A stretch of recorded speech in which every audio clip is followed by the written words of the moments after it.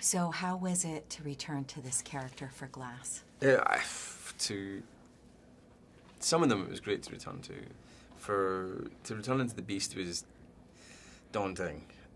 So coming back to Patricia, I loved Kevin, I loved Dennis, Barry for the brief moment we see him, Hedwig, great fun coming back to those guys. Coming back to Patricia, to the Beast was scary and daunting because he was so physically demanding, so weird, kind of sort of more than human, alien, kind of slightly animalistic, kind of very strange dude to play. So I was daunted by the prospect of that. Talk about the merging of these two incredible films, Unbreakable and Split, to make Glass. Interesting merger, really. Quite different tonally. A lot more humour in Split than in Unbreakable. A lot more tension, maybe not tension, but a lot more, I don't know, kind of sobriety and tension in Unbreakable, where there was a sort of almost horror comedy thing going on in Split at times, and then mashing those two together is a tricky thing, but he's a good writer. But for me, the coming together of that, and it's not just that, but it's also like Knight taking himself from 19 years ago and the kind of director he was then to where he is now, and the kind of steps he takes in characterization that he wouldn't have taken back then. It's quite interesting to basically mash those two directors together as well. So it's got a lot in it, for sure.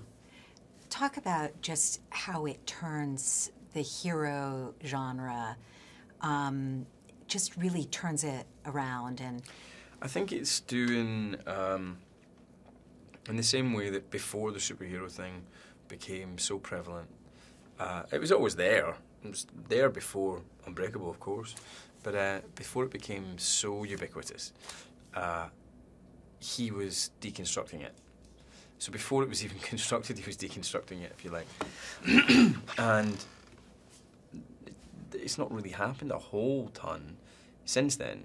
So now that it is so ubiquitous, now we are so obsessed with it, now the cinemas are full of it and people have got such a hunger for it, it seems like the time is ripe to deconstruct it again.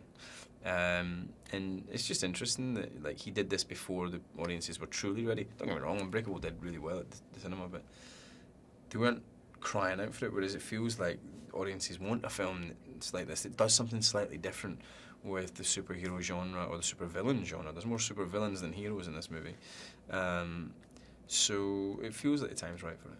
Just quickly, what are Knight's gifts as a storyteller?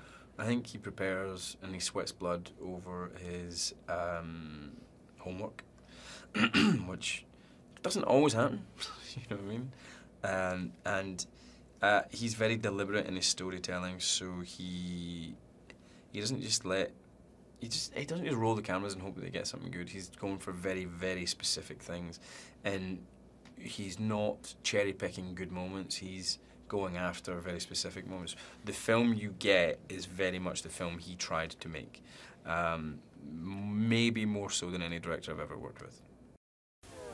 Did you know that serial killer Ed Gein had inspired 3 major films, Psycho, The Texas Chainsaw Massacre and Silence of the Lambs, not to mention a whole lot of cheesy straight-to-video movies? When police raided his farm, they discovered masks, bowls and lampshades made of skin, decapitated heads and even a belt made of nipples. Ugh.